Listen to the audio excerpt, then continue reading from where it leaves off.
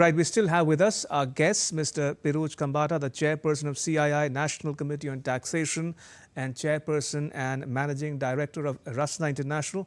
Also with us is Ms. Lakshmi Venkatraman Venkatesan, founding and managing trustee of the Bharatiya Yuva Shakti Trust. Mr. Kambata, if I can bring you back in the discussion, we wanted to have your take on the manufacturing and competitiveness index, as it were, especially in light of the so-called effect of Trump tariffs and the number of FTAs that India has signed in the last several months. See, the confidence is up. I think Indian industry has understood that one thing is clear, that Atmanirbhar Bharat, the mantra which our Prime Minister gave, though it looks slightly difficult because Indian industry was used to importing, to be very honest. But I think slowly as we are getting forward, we are understanding the importance of making whatever we need and substituting imports with our own products. And that has started in every industry, and people are investing in R&D, getting new innovation to ensure that we reduce our dependency on goods which are foreign in industry, which is, I think, a very good news which has happened. And examples are there in mobile phones, in toys, in our industry, which is quite evident. But now the second phase is more important, that we start manufacturing not only for the country, but for the world. And this today's budget and the FTAs are all a step in that direction. I still believe that our real economic growth will only come if we become an exporting nation. Indeed. We become a global manufacturing hub. We start making almost anything and everything for the world. To give you an example, in Europe, we have signed an FTA for processed food, I said. Now, why should we only export, let us say, dal and rice and papad and chutney and pickle to UK or Europe? Why can't we make for them whatever they are eating on the table? Because there the factories are closing, the agriculture is not doing as greatly. We can make for them the pastas, the tomato sauce, and those companies can set up here. We can have joint ventures here. We can do contract farming here. So when we do all these processed products, which agriculture will buy? We'll buy from India only. So the farmer will fully get the benefit of it. He will get double the value for his crop. And in this budget, if you see it's a little bit micro, a lot of benefits has been given to faster clearance of customs, exports in particular. Trusted taxpayers are getting a lot of benefits. So the processes and procedural issues are also getting sorted at one end.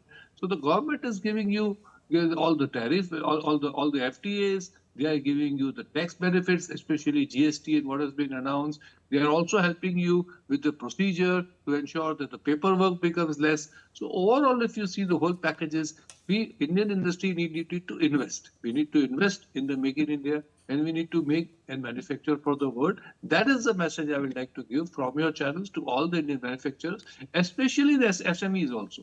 In essence, whoever is large was first SME only. So you also let us invest in this. Let us invest our time in this, and let us be part of this Viksit Bharat story. And for me, Viksit Bharat is something 2047 maybe for the whole country. But India is not one. We have states which are doing fabulously well. So I definitely believe that there are many states who will become Viksit much before 47. And I think that is the right model. And that's how this competition is happening between the states, which is also helping us a lot in that. Absolutely. As you say, Mr. Kambata, make in India for the world, and that's an idea worth pursuing. Coming to you now, Mr. Venkatesan, the budget has been variously described as driven by youth power and one that paints a picture of macroeconomic stability. One, do you share this view? And two, what might be in store for the youth from the perspective of an impetus of fillip to the orange economy in particular? Well, certainly this budget lives up to its image of being a Yuva Shakti budget because first and foremost, it puts emphasis on technology, skilling. The orange economy is certainly at the heart of it. The AI skilling centers, and then we are talking about university hubs, which are supposed to be 5 major hubs, which are supposed to be set up close to where the manufacturing is, so that the gap between skilling, education, and participation in the economy through jobs, employment, as well as in entrepreneurship, that gap gets reduced. So I think this is very important. Another factor is, of course, as I said earlier, they are setting up a standing committee to ensure that this pathway is very important. And then if you believe that skilling is critical, equally important is the gainful engagement of the skilled people in gainful employment.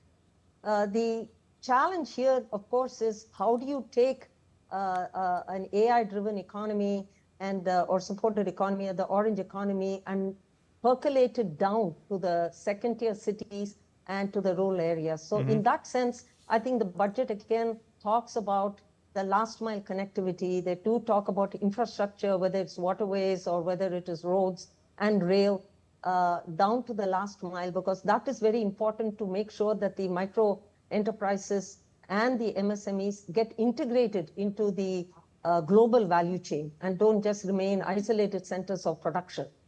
The last but not the least is also the emphasis on a service economy, because they didn't just talk about manufacturing. Equal emphasis was based on service economy, which is again important from the employment perspective.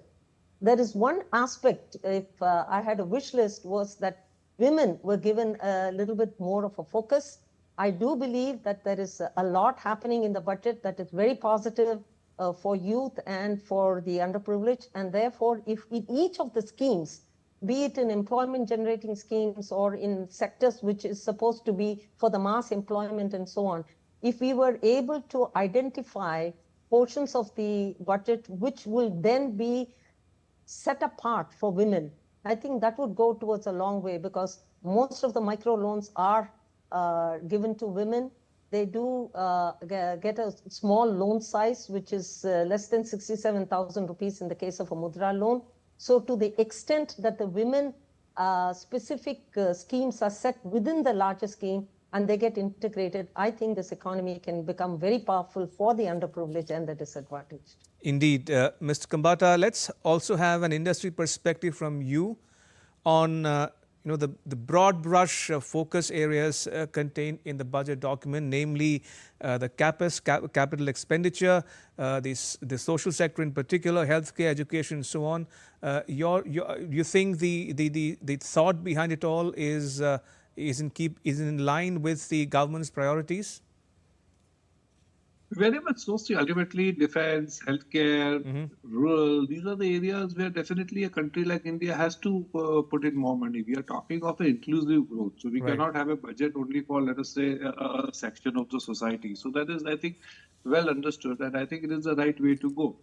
But from the industry point of view in particular, because I think that is where I would like to focus, I think there are a lot of new age industries which have been identified in the budget and which actually are very important for the development. For example, the whole idea of rare earth and development of that whole segment. Right. Semiconductor, to be part of biotechnology. This is definitely an area where industry has to work.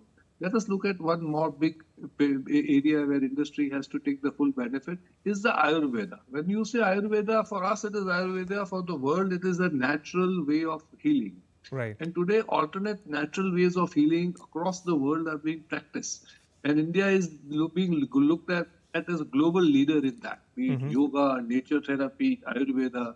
So when the government talks of supporting that with colleges, with clinical testing, with ensuring, now, for example, in the India-EU treaty, there is a clause that they have accepted our doctors. So Ayurvedic doctors can practice in Europe. That is, in my mind, a very big thing. Because if they start practicing in Europe, what are they going to prescribe? Indian Ayurvedic medicines, who is going to get benefit? The Indians, who is going to make it here? And in my mind, there's a very thin line between Ayurveda and food also. For example, Chavanprash. In my mind, this is the thing for the food product. There are so many such products. So in a sense, once again, it is an agriculture product. So I believe that is an area of future growth. The Ayurveda for the world, nature therapy, homeopathy, and the government has given a boost in this budget to all these sectors. And I think industry should fully take benefit and lap on to these opportunities. That's what I believe. Why not? And as we wrap this up, Ms. Venkateshan, you get the last word. If I were to ask you, is, in your estimation, Reform Express truly picking up speed and momentum, you think? Absolutely so, for the simple reason that when we've been talking about reforms with the large macro factors, this budget has really given due credence to Yuva Shakti, to the people at the grassroots, as well as to the micro sector, and giving them importance and giving them support. I think without that, the concept of Viksit Bharat at 2047 would be a dream, but with this, I think it's going to become an absolute reality at the ground level. All right, on that rather optimistic note, may I thank both our guests, Ms. Lakshmi Venkataraman Venkateshan, founding and managing trustee of Bharatiya Yuva Shakti Trust, and Mr. Piruch Kambata, chairperson of CII National Committee on Taxation and chairperson and managing director of Rasna International. Thank you so much for your time. Appreciate it. Right, moving on, the budget 26-27 has delivered a